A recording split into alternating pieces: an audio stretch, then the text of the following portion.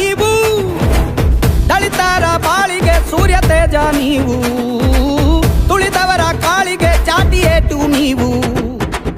ಅವಮಾನ ಅಗ್ನಿ ದಿವ್ಯದಿಂದ ಮೇಲೆದ್ದು ಬಂದ ನೀವೇ ಯೋಧ, ಗುಣವಂತ ಬಾಬಾ ಸಾಹೇಬ ನೀವೆಂದು ಕೋಟಿ ಕೋಟಿ ಗೊಬ್ಬ.